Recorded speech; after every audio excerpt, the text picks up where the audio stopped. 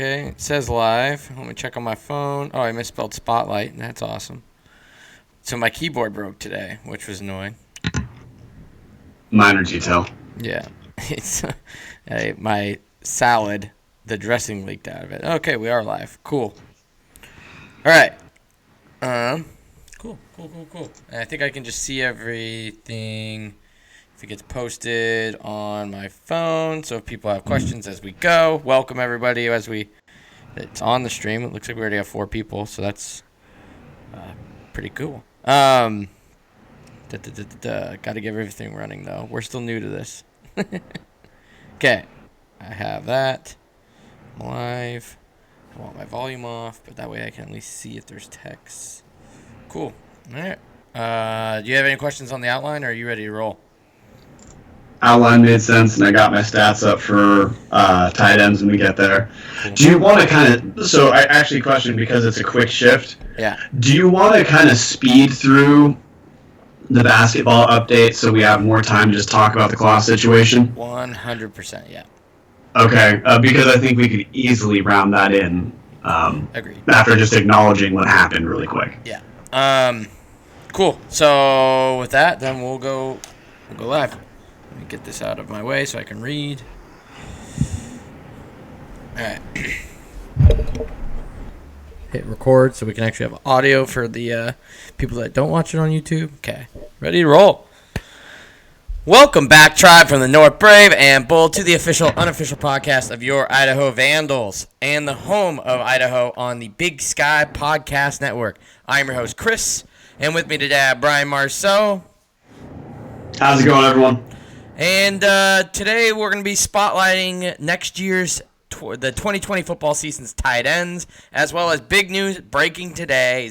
Claus, who was formerly the interim head coach, has been named the full-time head coach. So we'll obviously discuss that. We had some other stuff on. This came up, only 2 or 3 hours before we were going to record this. So we are coming up with details. Details might arise as we do this, which is why we decided to go with the live show for those of you that follow us on YouTube. Otherwise, yeah, hopefully we can get started. And to get started, as always, today's episode, like every episode, is brought to you by Montucky Cold Snacks. Ain't nothing like cracking a Montucky Cold Snack, an ultra-refreshing light beer born in majestic Big Sky country. The best part is when you crack a snack, you're giving back. Montucky Cold Snacks donates 8% of all profits back to local causes, even right here in Idaho, supporting organizations like the CW Hogs and the Idaho Food Bank. Yeehaw! That's freaking awesome. Montucky Cold Snacks, a light American lager for pow-pow rippers, gator wranglers, pony riders, and badass do-gooders. Visit MontuckyColdSnacks.com today to find out how to get your ass some snacks.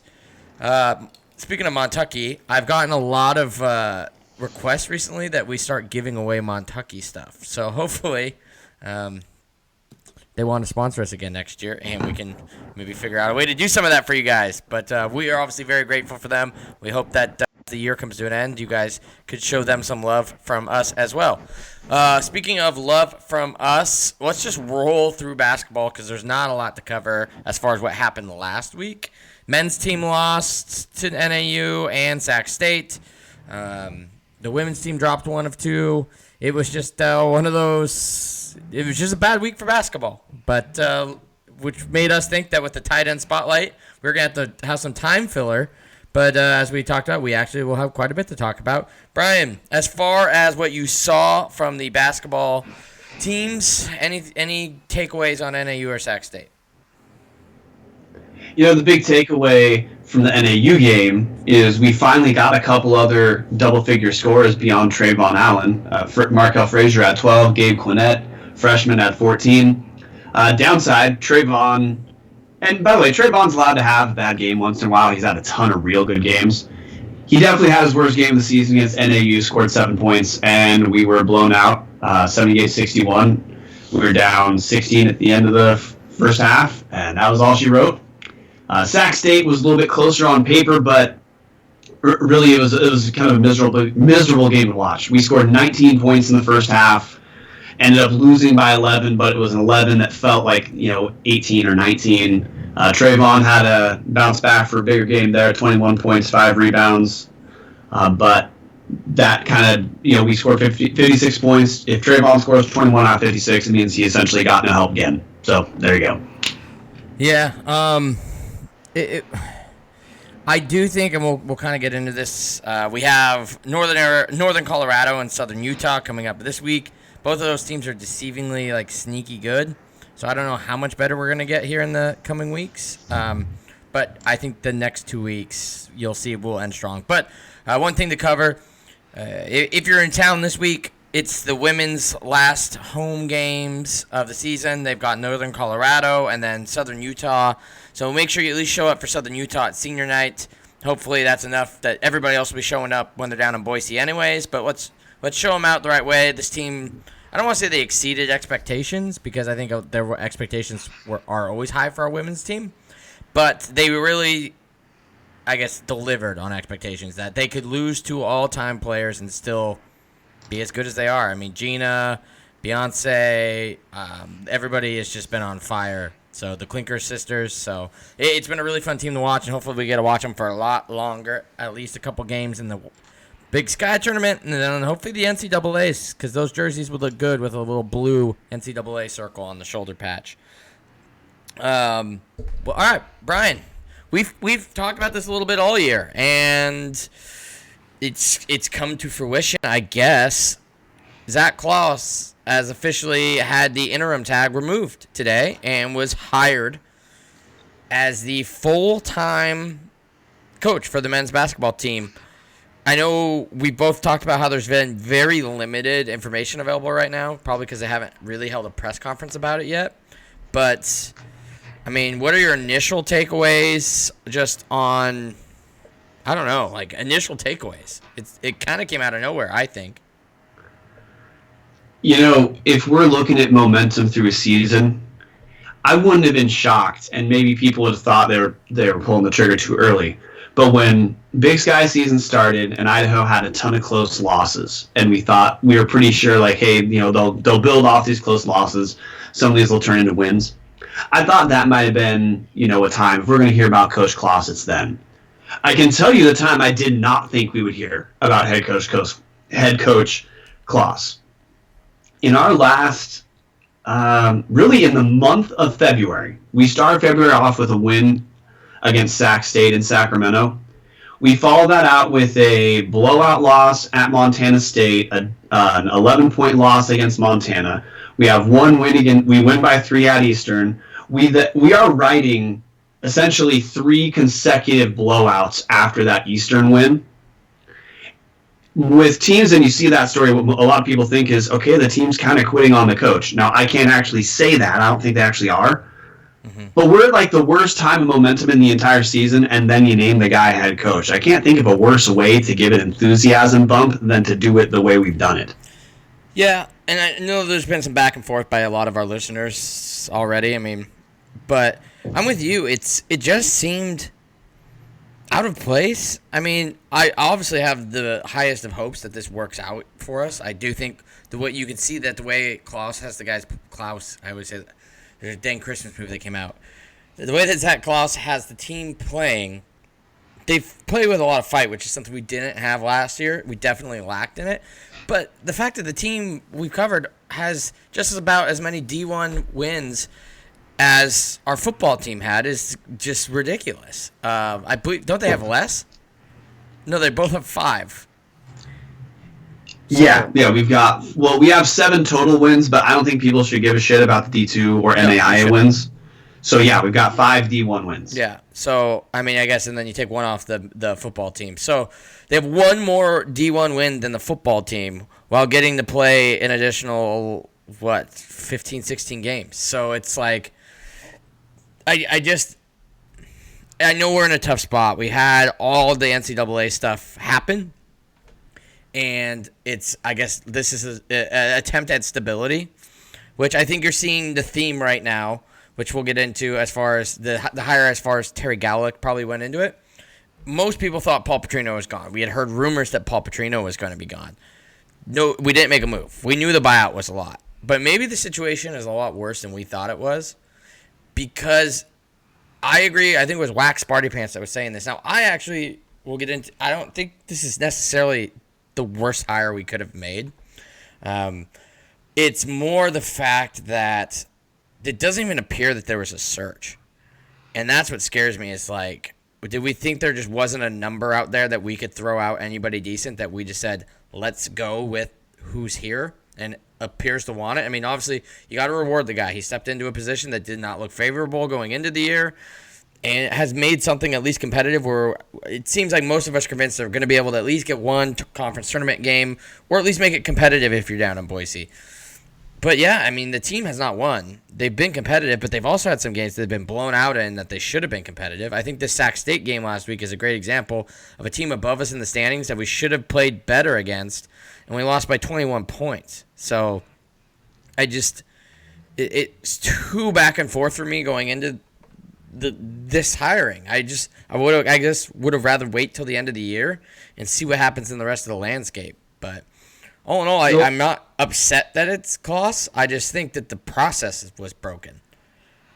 So another thing I want listeners to look at, one of the best metrics in basketball that is simple but also has predictive value is scoring margin. Mm-hmm. Broadly speaking, if a team has a high scoring margin, it means they're killing everyone, so they're pretty good. If your scoring margin's close-ish to zero, it means you're okay. You might be a little bit over 500, but you shouldn't expect that team to win conference tournament. If you have a pretty low negative scoring margin, you just suck. That's it. Last season, our scoring margin in conference was negative 14.2 last place. Before I tell you our scoring margin, Chris, mm-hmm. Do you think our current scoring margin, if we put it on last year's team, what place do you think we would have been in the Big Sky? Just take a guess. We've had a ton of close conference games, right? Yeah, I'd say 6th or 7th. What if I told you our negative 7.6 scoring margin this year would still have been last? Seriously, even with, that's the thing that's tough, and maybe I hope how many games with 1 point margins? Negative 7 seems like you're a losing team, but you're 8 points away from being a winning team. That's wow, that's eye opening.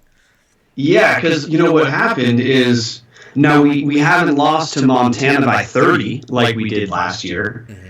But because we can't score, we've had some pretty ugly games mixed in. Although, maybe to our credit, we're not getting too emotionally involved in those awful games. So, hey, pat ourselves in the back.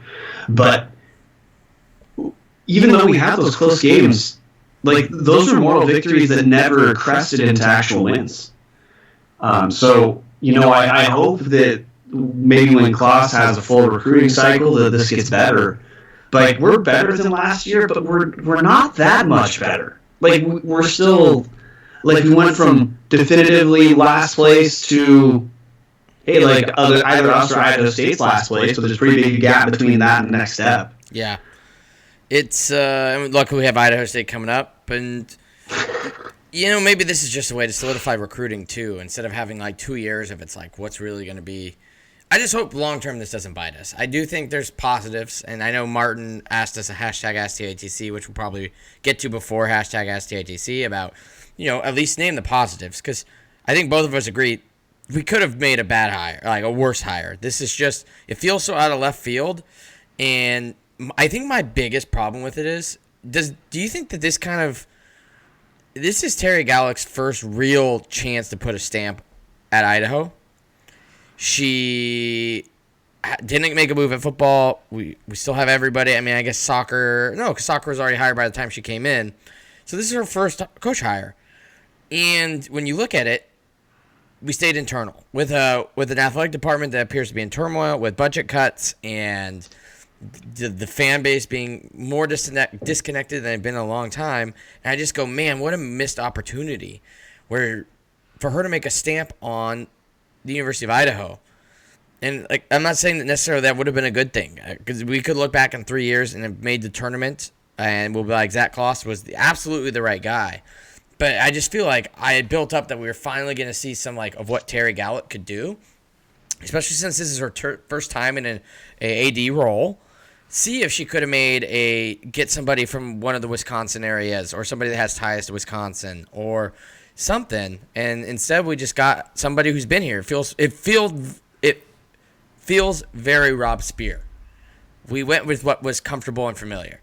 It's you look at it, the Rob Akey hire in football was something that was so shocking because it was the first time in a while that we hadn't really gone too into ties with Idaho between, having Cable, and I guess you had Nick Holt, and then you had Erickson, and even Akey was a defensive coordinator at Washington State, and Idaho just doesn't make the bold, flashy. No, I'm not saying flashy, but the bold hire, and I feel like this was just another look at that. When Verlin is probably considered one of the bolder hires we've ever made, and I think we all agree that Verlin significantly improved our basketball program. It had been bad for a while, and then in the late 2000s and early 2010s and up to last season, we had been consistently considered a top team in the WAC and a top team, or at least a mid to top team in the WAC and in the Big Sky, which is something that we weren't even close to before he came in. And I'm just really bummed. I was expecting a bigger hire or something just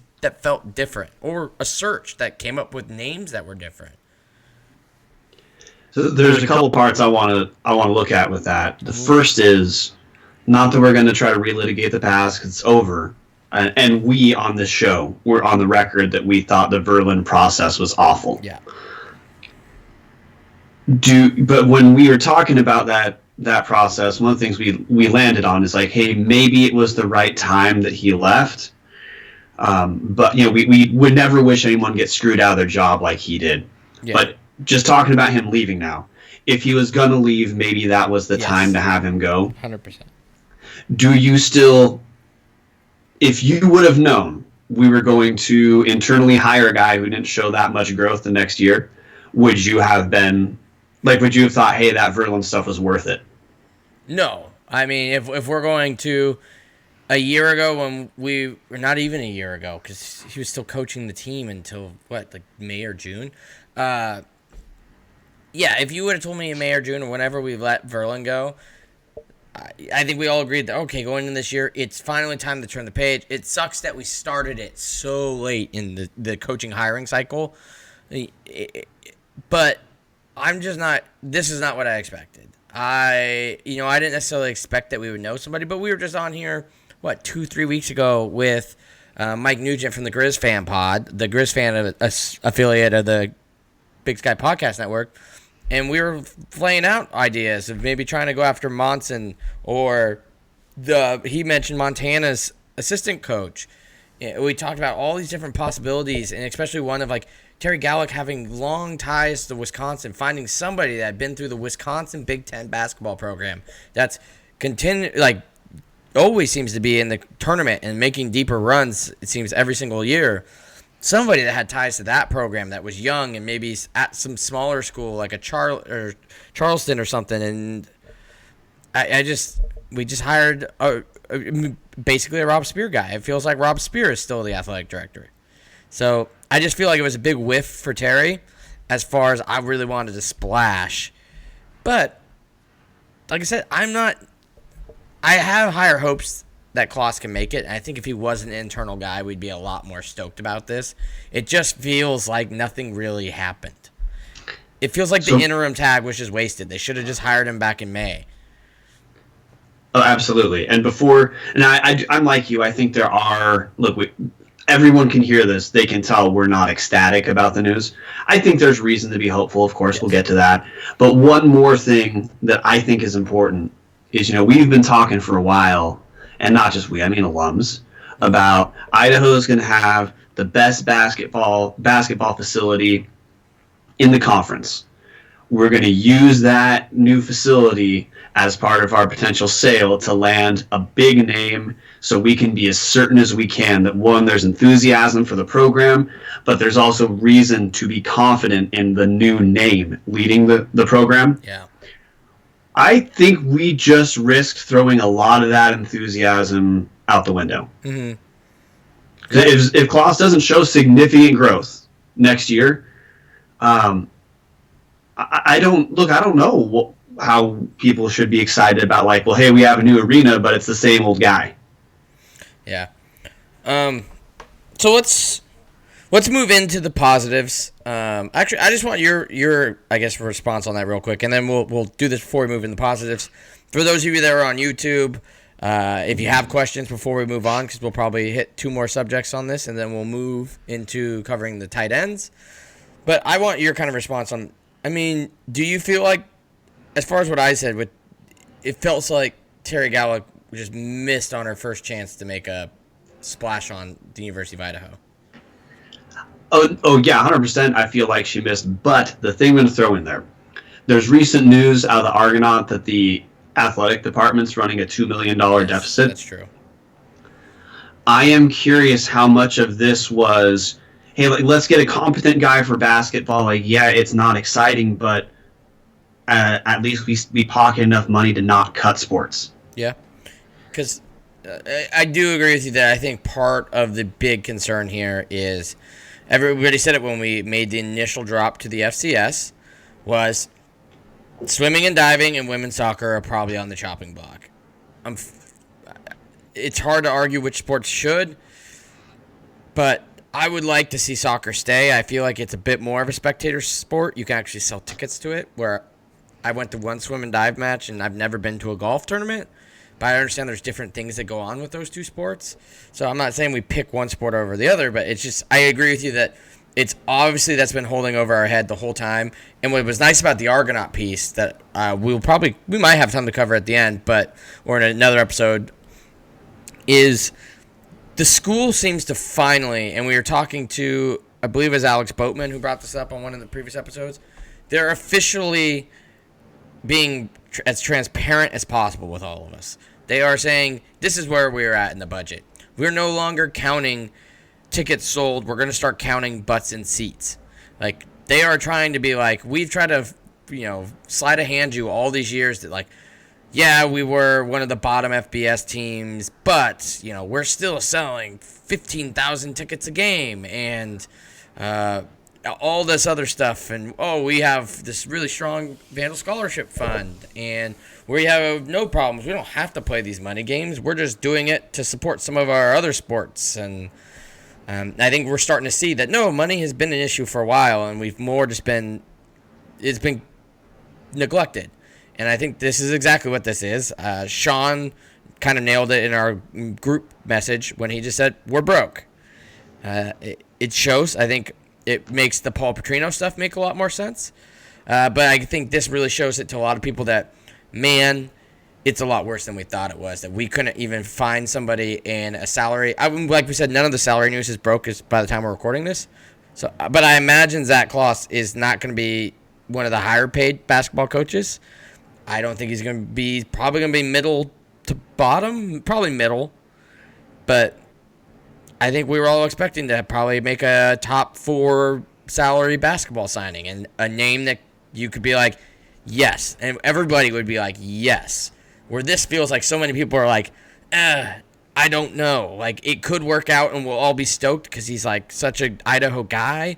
Or it's going to be like blow up in our face and we're going to be doing the same thing in 2 years, probably with basketball and football, and you're just going to be like, what a mess. Like, this, it's just been the reclaimed lost decade. It's just going to be 5 years of what the heck just happened.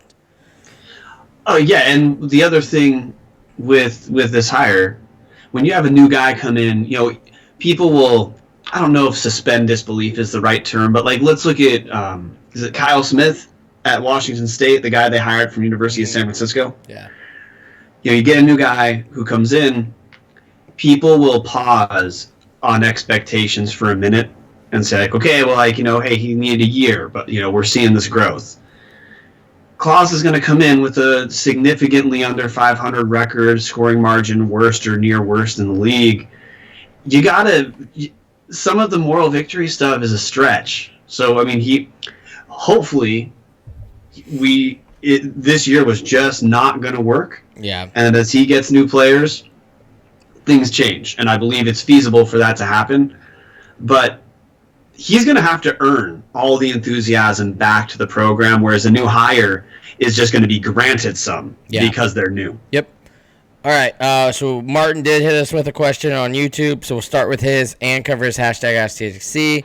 If anybody else asks after that, we will add on to it real quick, and then we'll move into tight ends because we do have time limits we're trying to hit. Oh, we just got one more from Cap Dan. So we'll start with Martin, then we'll hit Cap Dan. So Martin's first one, we'll just tie them together.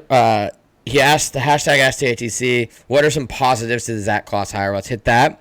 And then he wants to know, what are you going to say would be big strides for Claus next year? Middle of the pack in the conference? So I guess what do you say next year would be a successful, and you can be like, all right, maybe this is the right hire. Now, positives for Claus, whether or not you like the Stu Morrill offense stuff that Verlin did, that's kind of what Claus does. Claus seems like a much more player-friendly version of Verlin. So we have some of the similar strategies that were effective at Idaho. Like, even if you're me and you moan because you wish that you feel like we could have maximized more talent, Verlin had some successful years, no question.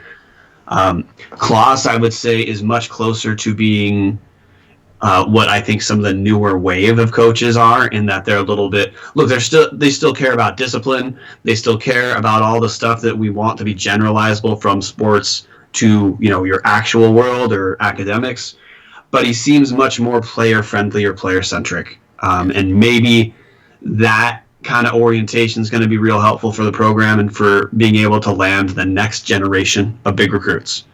The team's also playing harder on defense. The team's being a little bit more successful on defense too. Now, some of that might just be having new guys, because we did have huge turnover from last year to this year, but those are the two big positives to me. Player-friendly guy who you could understand, maybe a player above our typical recruiting class decides, you know what, I want to be the top scorer for that guy. I'm going to buy in. And the defense as well. Those are the two main positives I'd say right now. Everyone seems to like Claus. Even people like us who are disappointed with how the hire went, it's not like we think we got an awful hire or anything. It's more we think we might have thrown away the chance for an enthusiasm jump or some other asset. But there's no question. Claus is a smart guy. Claus is a hard worker. We're going to get, I think we'll see some improvement, no question, in the next couple of years. Yep. So I guess that goes along with, so both Captain, so I think Dan and Martin. What do you think? Dan wants to know how many wins next season will make you feel better about the hire.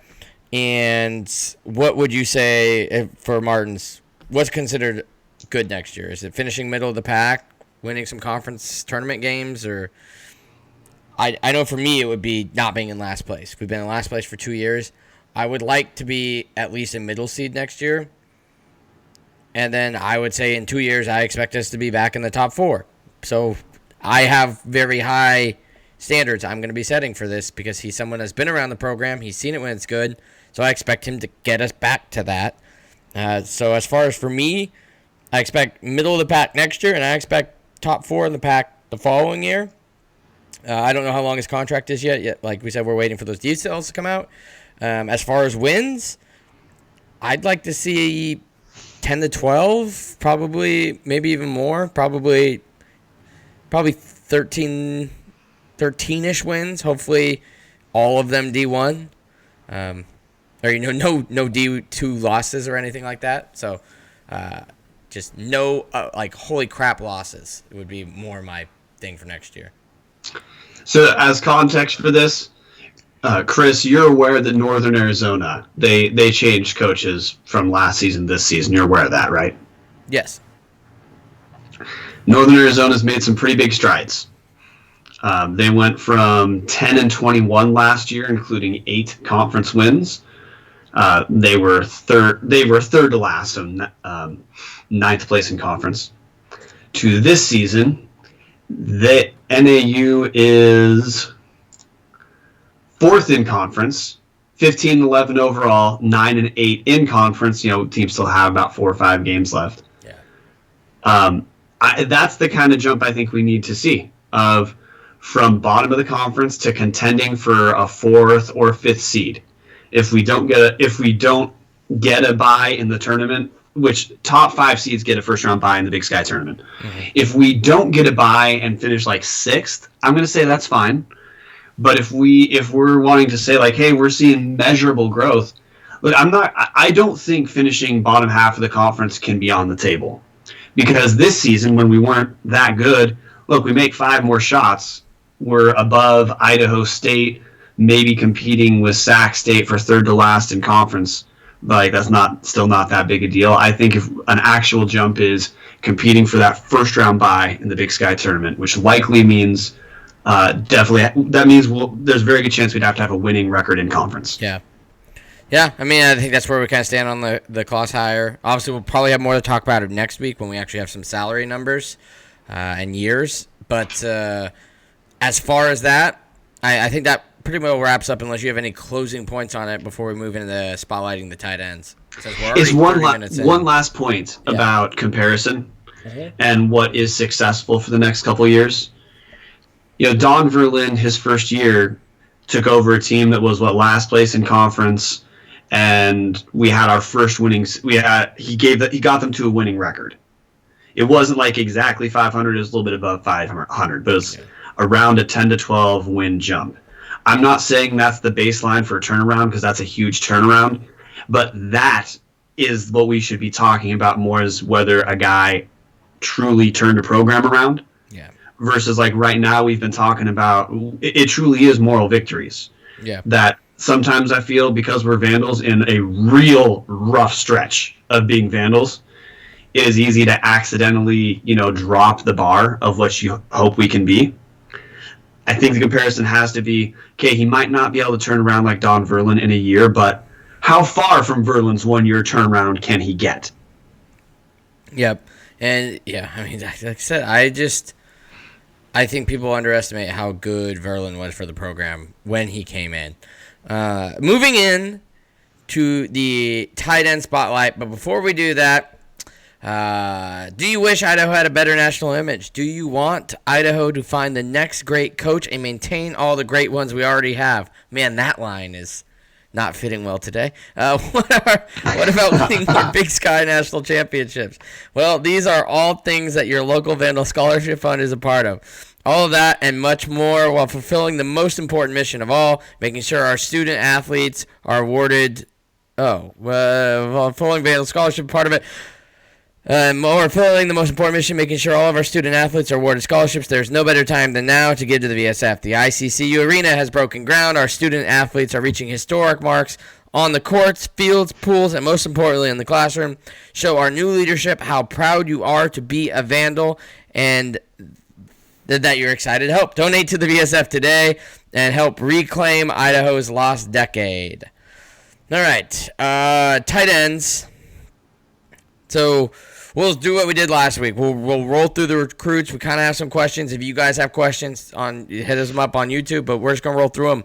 We only lose one guy, which is Hyde from last year, who only had, I believe, I don't have the stats pulled up right now, but I believe it was like 3 catches for 1 yard or 1 catch for 3 yards. It was very minimal. So we pretty much have all of our returning production. He did start in all 12 games and a big contributor on special teams.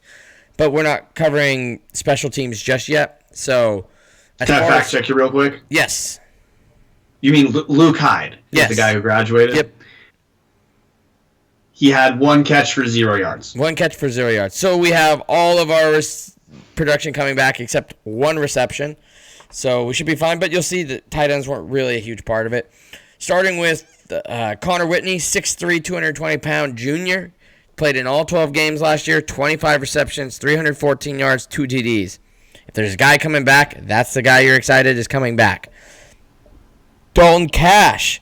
Taylor Cash's younger brother, taller brother. 6'4", 247 pounds. I made it's probably not, but I just love the Cash joke. There's only so many Cashes that can be out in the world. Maybe, long lost. Maybe T-Cash can chime in and let us know.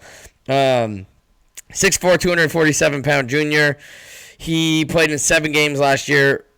No stats. I do remember him when he was getting recruited in. He's actually a guy that will probably be a little bit productive for us, so expect He played in 7 games last year. Expect some stats at least next year. Logan Kendall, 6'4", 264-pound junior from Cheney, Washington. So one of those local guys people have been wanting for a while. He played in all 12 games as well.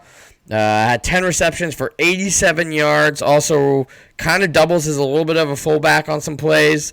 Had some rushes last year. Hayden Hatton is a 6'2", 214-pound not linebacker, 214-pound sophomore. Played in all 12 games last year as a true freshman. 10 receptions, 181 yards, 2 touchdowns. One of those receptions was that one-handed grab from DJ Lee that was so sick against Wyoming. Da-na-na. So excited to have him back. Jack Schuster, 6'3", 203-pound sophomore, true sophomore, so freshman last year. No stats. Then incoming recruits, we have Jake Cox, 6'3", 226-pound tight end out of Coronado High School. In high school, had 11 receptions for 127 yards and 2 touchdowns, but that was for a very run-heavy offense. So, any of these guys, I mean, just that you want to cover a little bit more in depth that we did. I mean, actually, we could probably, because it's not the wide receivers, talk about each guy a little bit more. So let's do that. Connor Whitney. What do you expect to see out of Connor Whitney next year, Brian? Last week, one of our discussion points was who's going to be the number 3 receiver. To me, the best candidate to truly be the number 3 receiver in terms of receptions is Connor Whitney. He was our number 3 last year. He seems like a great candidate. He averaged 26 yards per game receptions. He seems like a great candidate to maybe take that up a little bit. Now, you might have a better historical background than I do. I don't believe University of Idaho is precisely tight end U. But we've seen Connor Whitney be productive already. He had 2 touchdowns last year, had a 58-yard reception as well. He's the guy that I guess I'm most excited to see whether he takes the next step and let's say goes from like 25 to 32-ish receptions. Yeah. To be fair though, we actually you are slightly incorrect. We do have a good history, at least recently, of producing some bit of tight ends. I mean, you had Deion Watson who bounced back a little bit, back and forth, and Buck Cowan. I think that's what you got to look at as we go through this list. Think how good our offense was when we had 2 solid dudes at tight end. I know Deion Watson played a little bit more flex than just strictly tight end. Same with Buck, really. But we've seen what we can do with a 2 tight end system. Then you go back to the Yankee days with Daniel Hardy. And I can't remember the guy, but he was actually drafted in 2007, 2008. Eddie, I believe. Eddie something. But so, in the last 11 years, we've had a tight end drafted. So, especially when you consider how many players we've had drafted. But I do think you're kind of right where I'm not sure if that's really Petrino's go-to. But I would like to see what we had with like Buck and Deion, where it's just 2 unstoppable dudes up the seam. But Connor Whitney, like you said, he played in all 12 games. I believe he might have played in 10. You have the stats probably pulled up. Did he play in all 11 games his sophomore year as well? Sorry, Connor Whitney? Yes. I only have this year's stats ahead of me. Forgive me, guys. Great content. Sorry about that. No, you're fine. I believe he played in all the games last year. When we got it from Nate Mink. Thank you. Eddie Williams. Yes, that was the guy that was drafted. But yeah, 12. Connor Whitney, I believe, has not been hurt. And he's been reliable, which is something we noticed in offense the last couple of years, really for the whole team, is just we have great starters. It's keeping guys on the field. The next guy, Dalton Cash, so Taylor Cash's long-lost cousin. What do you expect to see out of him? Because Connor Whitney, I agree with you. I think he's going to take a big step forward. If, like I said, Catrell Haywood's from last week's stats, I expect to stay similar. But he's going to be more beneficial to the offense because he's going to draw so much more attention next year. I do think one of the guys that's going to benefit from that and will see a stat increase is going to be Connor Whitney. But Dalton Cash, no stats, played in 7 games last year. He's got the size. If you look at our tight ends, the next two we're going to talk about are by far the guys that you would, if I listed to you height and weight, you would go, oh, they're tight ends. Like Connor Whitney, 6'3", 220. Some FBS schools have that as a wide receiver. Hayden Hatton later, we 214 pounds, 6'2". Schuster, 203 pounds, 6'3". I think we actually had a wide receiver who was bigger than that. So we don't necessarily we follow the same scheme we talked about last week with the wide receivers. We don't have a lot of size, but Dalton Cash is one of the guys with size. I'd like to see him play a bigger role. Yeah, no, 100% with you. Jumping back one step just to verify, Chris, you were correct. Connor Whitney played 11 games in 2018, 1 touchdown. So, I mean, his increase. You're correct. He has been a steady contributor since in his 2 years at Idaho. Yeah, Dalton Cash. So that's he's a guy who would be great for us if he can be someone who produces. For the obvious reason that it's great to have more players who are threats, but also because of his size, he might be more of an asset blocking as well. Yes. Yeah. And like Bobby Houck in Montana was famous for his old 2 tight end sets, and then when he came back, he actually had to convert a bunch of some tight ends into linemen. Yeah. Because of what they had.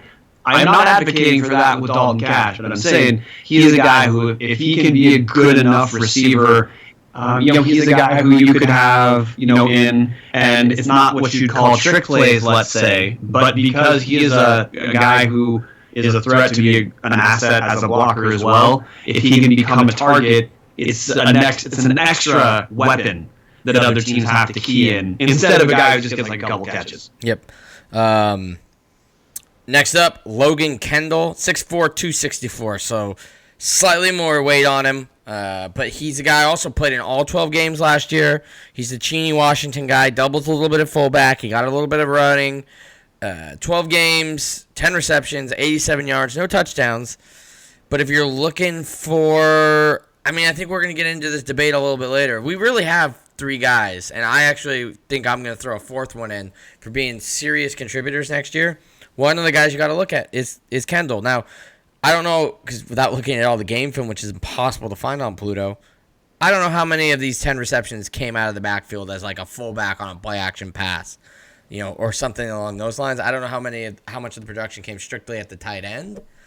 But either way, he's a guy that's put up some numbers. And what we talked about last week, a lot of the wide receivers didn't have receptions. I think, in fact, the 3 tight ends we talked about have more receptions than our 3rd highest pass-catching wide receiver last year. So tight ends are going to be important. And I think Logan Kendall's a guy that we should expect to take a little bit of a leap forward. That being said, I do think at 6'4", 264, he probably, that height-weight combo is a little bit better as like a lead-blocking fullback. But we'll see. He could thin down, or he just plays fast at 264, and he's a perfect tight end.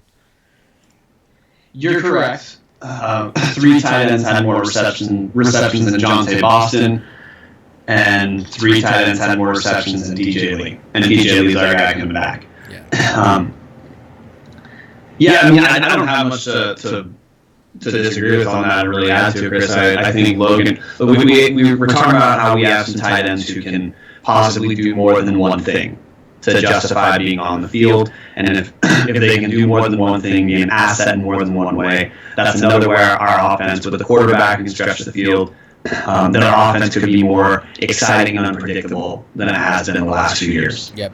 And just dream scenario here, right? Logan Kendall catches the ball over the middle. Ty Graham will be playing for Cheney next year. His transfer rule's out. He tries to come lay the wood on Logan Kendall in Cheney. Ooh, I want to see that explosion, and I want to see Kendall just go right over the top of him. Those two would probably get up and jar at each other pretty friendly. Competitive. I'd love to see that. That would be one of those moments where where I really wanted to see Mason Petrino versus Kreiner, and just see Mason just juke Kreiner out of his shoes or something. It's some stories like that make playing in the Big Sky fun, as you're getting kids from Cheney, Washington that will go play against Eastern. And if you're us, we have kids from Coeur d'Alene, somewhere that we would consider our home base, like Jerry Lou and McGee. and the I can't remember the name off the top of my head, but the quarterback who just went over to go play safety for him last year for Montana. Like, it was kind of fun when Jerry Lou McGee was in the Dome. I enjoyed getting to see him in Missoula this year. So it's fun to see some of that, and obviously Logan Kendall's a great example of that. And a lot of these guys are local guys, a lot of Spokane and everything on that.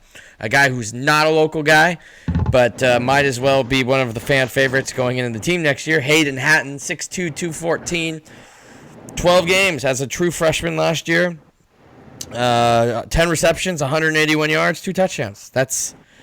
I think he's going to take a huge step forward. That is impressive numbers, as we've talked about with our offensive struggles last year, to put up as a true freshman. I have huge hopes for him. I actually think he has the best chance to jump Logan Kendall and become the true number 2 tight end, be the Deion Watson to a Buck Cowan or vice versa. But I have high hopes for Hayden. He is one of my top players to watch going into next year for all positions. So it'll be no surprise when I say player to most watch later. But, I mean, you got anything on Hayden Hatton other than those hands? What I have on Hayden is, when we do these previews, a lot of times we're speculating upon speculation. Like, it's a freshman. We haven't actually seen him play. Yeah. We've seen this guy produce against good teams. Yep. If there's a candidate to make a step up, it's a freshman who had a solid season on a team that probably couldn't have exploited his talents as well, or because of how damn good Jeff Cotton was in getting open and how he monopolized so many catches. It's the kind of situation where a guy just doesn't get the same opportunity he might have otherwise, but still put up some solid stats. Yeah, I'm excited about Hayden Hatton in the spring game, and he's definitely going to be one of the guys we're looking forward to see. All right, is he a 1 for sure? Or, when we start the season, I wouldn't be floored if we see number 80 called a few more times, particularly in the red zone. Yeah, and luckily we've got Connor Whitney, so it's not like we need him to take this step forward, right? It's a want, and if he doesn't do it, we have faith in Logan Kendall to be able to do it. Maybe even Dalton Cash, and we'll get into some of the other. We got still 2 more guys to preview. It's just that if Hayden can take that jump, it's going to be really awesome for this offense. We don't need him to take it. We have some other guys, but he is the guy you're like, he is poised to make this jump going into the season. Oh, and also, last week we talked about, hey, it might not be the biggest concern. We're a little bit concerned that a lot of our receivers are like 5'10"-ish. Mm-hmm. Hayden Hatton and Connor Whitney, maybe they'll just be the red zone targets. They're both 6'2", 6'3". Hayden Hatton's his highlight play wasn't like a 7-yard dump off where he ran over a guy. Yeah. His highlight play was looking like a pretty phenomenal athlete. Hey, maybe he's the guy. In his 3rd start ever at a D1 level against a FBS squad from the Mountain West Conference. So, just poised to take that jump forward. A guy who I would assume we're going to use that redshirt rule on, but obviously none of the redshirts have been slapped on yet because they're waiting to see who's healthy going into the season.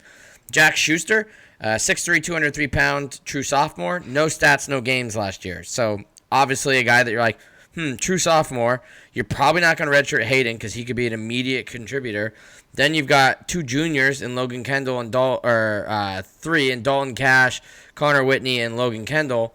So now you have this opportunity to put Schuster in a spot where he redshirts, and we'll talk about Jake Cox in a little bit. If he doesn't play in 5 games next year, then you have you have a redshirt sophomore and a redshirt freshman, which then you'll have all those other guys be seniors in the next year.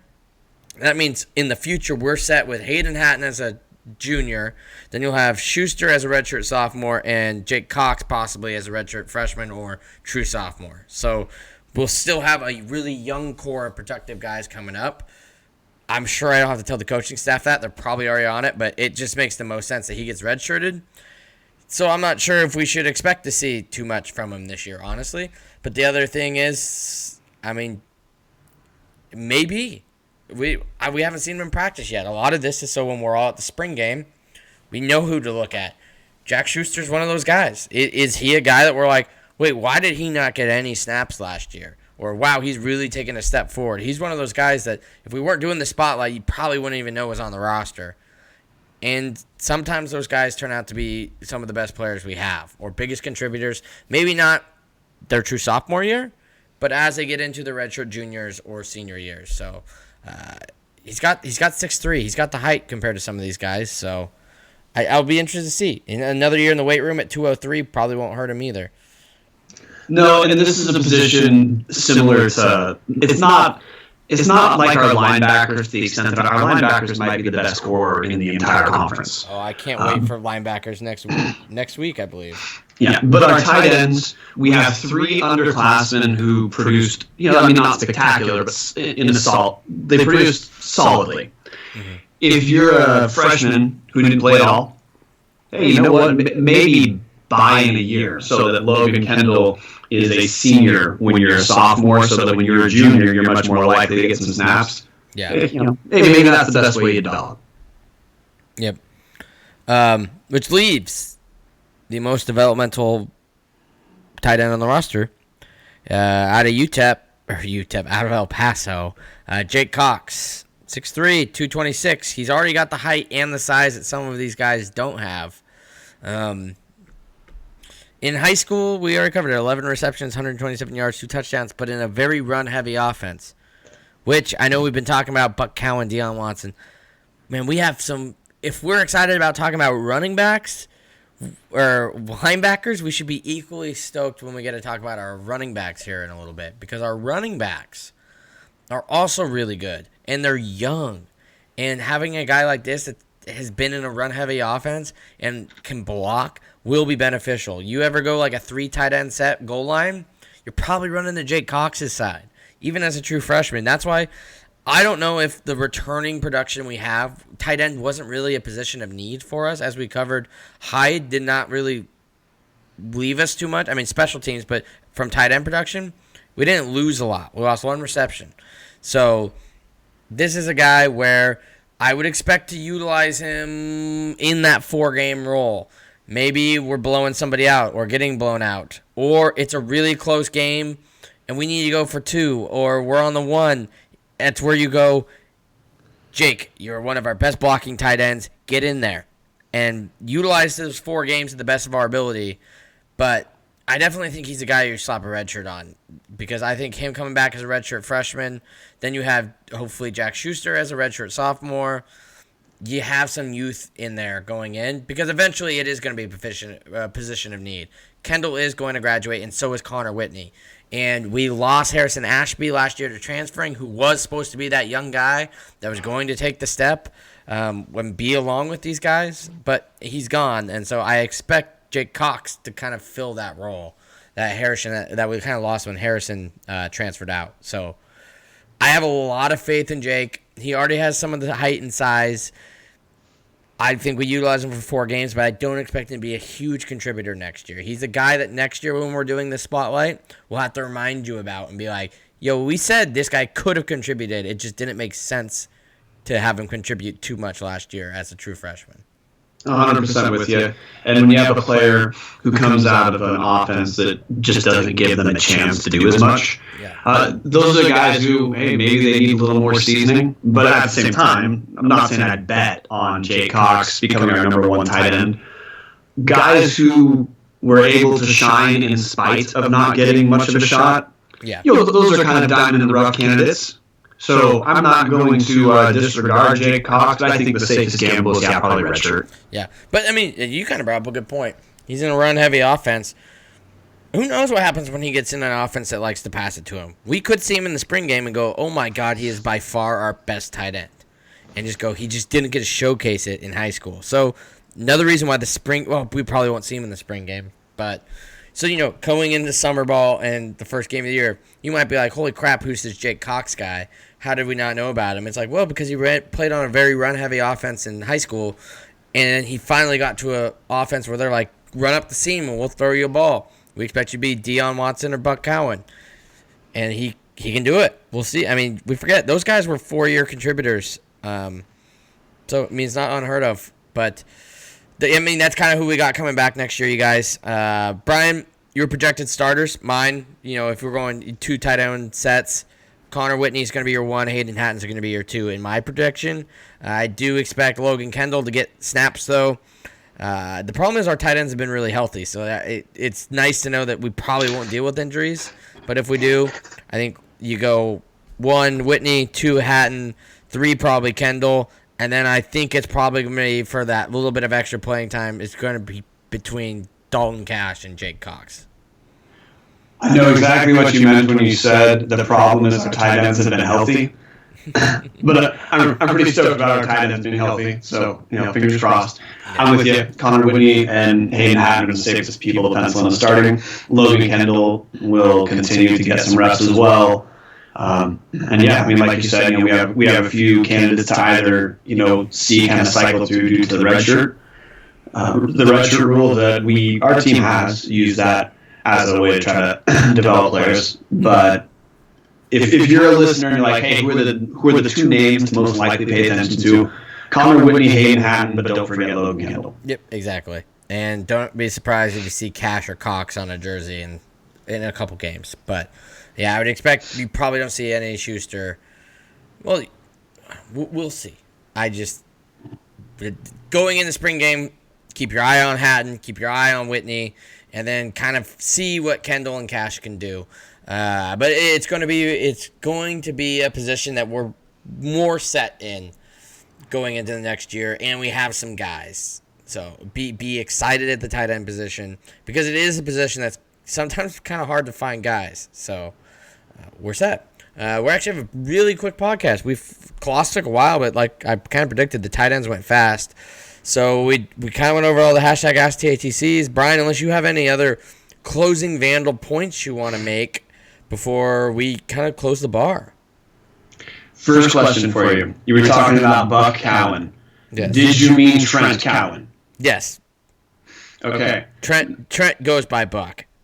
Oh, forgive me. Because I was looking up stats real quick. I found stats for Trent Cowan. Just wanted to make sure his senior year, 48 catches for 547 yards and 6 touchdowns were not overlooked. So congrats for that, Trent. But hey, quick shout out for you. Yep. And no, man, those are the big things. I just think broadly, as Vandals, it is important to remember that we're in a really dire stretch relative to like almost any set of programs. If we can find a way to if we can keep enthusiasm through these rough times, football season, there's reason to be optimistic. And if we can get some sort of turnaround in this coming season, I think it's going to start to feel a little bit different. It's just right now, like we were talking about the Zach Claus hire as, okay, this is kind of underwhelming. I think part of that just comes in the context of we have had 2 real rough years.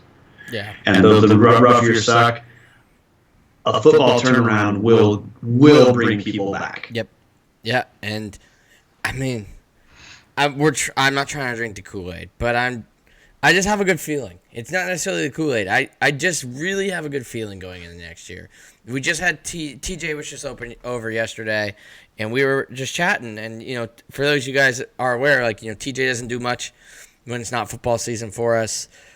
But we were just chatting, and he just goes like, "Hey, I've been looking into it. Like I looked at that Mike Beaudry stuff. I'm super stoked for CJ Jordan." And he goes, I just really think that with Paul Petrino still at the helm, that was the right call. I think, what we'll be able to do. And it was just, I haven't seen him in the offseason be that excited for, an upcoming season that's months away. He's pretty much, football ends. He follows the women's basketball team. He has ties to it, which is why we don't have him on the podcast. He doesn't want to upset the people that he knows that are a part of the program. But I haven't seen him talk football this early. So I hope that bug is spreading amongst the Vandal Nation, and now that we can kind of move past what's happened with the FCS drop and everything else that's happened along with it, that we can just focus on this is where we are, and we do have a coach that can recruit, and we've gotten some recruits in. We've talked about how many freshmen and sophomore contributors we've had the last couple of years, and it appears that the tight end position with a guy like Hayden Hatton and these juniors like Kendall, Cash, and Whitney, it's just another example that we're pretty well poised to be in a good spot going forward. Yeah, we are probably better than it feels sometimes. The other thing with football. It's hard to believe now.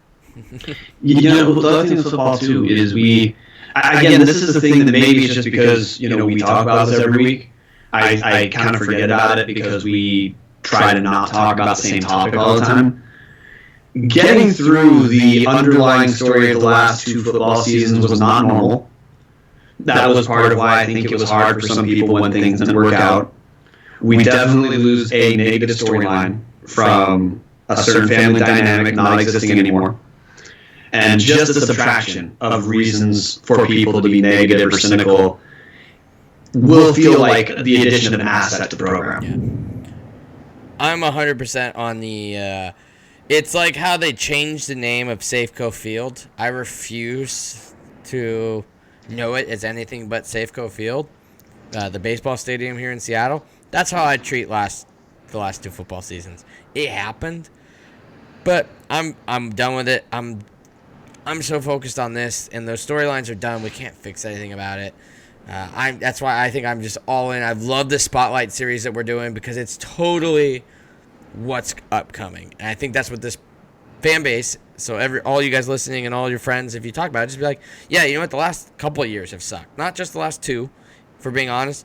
2017 was a huge letdown after 2016. So it's been 3 years of 2.5 years of just like, and even with the SCS stuff looming in 2016, you could say 4 years. So we have a lot to look forward to football-wise. Hopefully, as we talked about with Zach Claus, we have a lot to look forward to basketball-wise. Because once again, it's done and dusted. There's nothing we can do about it. It's kind of like the football narrative. You might not like the hire. Like we've discussed, we want to see something a little bit more flashy, a little bit more Terry Gallick making her own stamp, a little less Rob Spear 2.0. But we didn't get it. But that being said, Zach Claus is a coach that's got these guys fighting right now. He'll have a full offseason instead of a half offseason. Let's see what the guy can do and look forward to what comes. We have some young guys on this team. I think we've talked about it on basketball. We're only losing 2 people. Paul Petrino has brought in 2 top 20 recruiting classes since he's been at Idaho.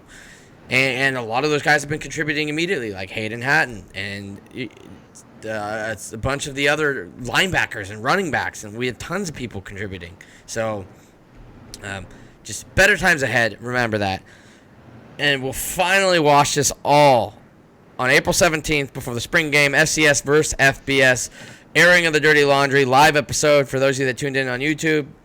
Thank you. That's where we'll be doing that for those of you that want to be a part of it, that aren't going to make it up to the spring game, but hopefully you do. We actually have made shirts. They're selling literally to where we don't make any money. It's just the company that prints them and shipping, called FCSer and FBSer. I got the idea watching First Take during the Super Bowl where they all had that stuff, and I'm like, it would be cool if people actually show up to this thing and at least you know what everybody's rooting for. And if not, I don't know. They're kind of cool shirts. But if you're interested, you can find those at teespring.com/store/tubs-at-the-club. So that's teespring.com store, Tubs at the Club. And go check those out. I think they're $14.99. But yeah, I bought myself both of them because I'm actually, as the season's gone on, we'll talk about it. I don't want to get in April 17th too much, but make sure, hopefully you guys all tune in, at least on YouTube if you're not there in person.